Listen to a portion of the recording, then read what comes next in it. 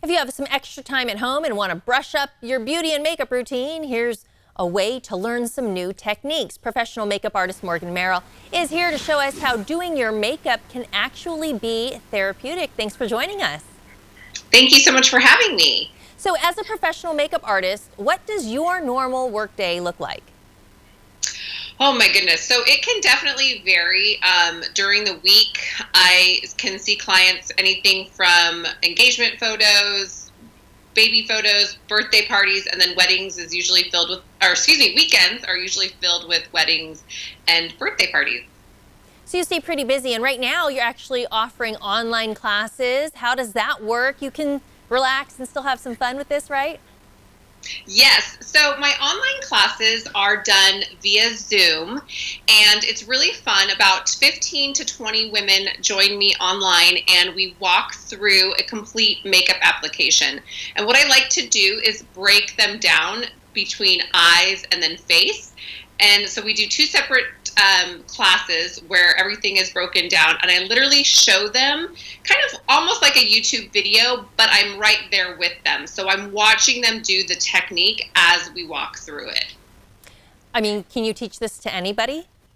I can, yes. We've had all different age ranges.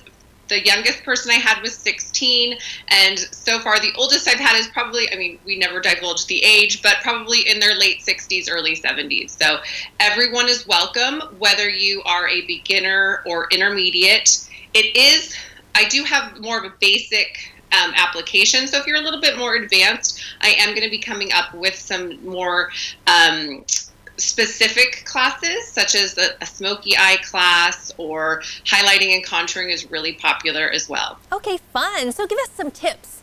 Is it important to prep your skin before you apply makeup? And if so, what should we be using? Absolutely. So I'm also a licensed esthetician. So skin is definitely the main goal with any application. It's kind of like painting a wall. You're going to prime it before you actually slap paint on it. The same concept goes with our makeup.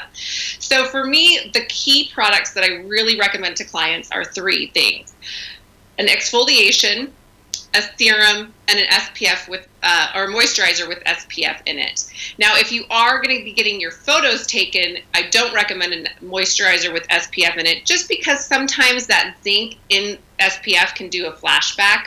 So I do recommend, just for that really small amount of time, to not wear SPF.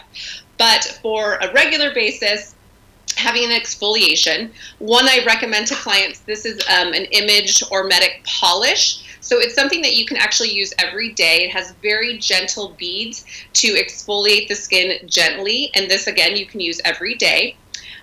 And then also a serum. So serums are really important because they actually have more active ingredients, and they can be more hydrating than a moisturizer by itself. So one that I really recommend is one with hyaluronic acid.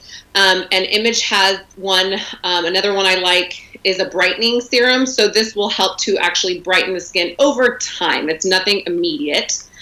And then completing that with your SPF moisturizer. Now, you want to make sure that for a daily basis, your SPF is around 30 for every day, up to 50. I always tell people, if you go anything over 50, again, I'm not a doctor, but over 50, that's usually a little bit more chemical in it. So I say to stay between that 30 to 50 SPF range for daily use. All right, so after you prep your skin, then you got to put on the foundation. That can be a little bit challenging sometimes to match the different skin tones. Absolutely. So couple things to look for when you are matching your foundation is, first and foremost, your undertone, whether you are warm, cool, or neutral. A fun little trick to test that is actually looking at your wrist and checking out the veins of your wrist. So if you see something that's more of a blue vein, you tend to be more cool. When it's more of a green vein that you see, it could be more warm. And if you either can't tell or you see both, that tends to mean you're neutral. Now, this may not work for everyone, but it's kind of that general basic blanket rule to look for. Also, you're going to notice if you have a little bit more yellow undertones, then you're probably more on the warm side.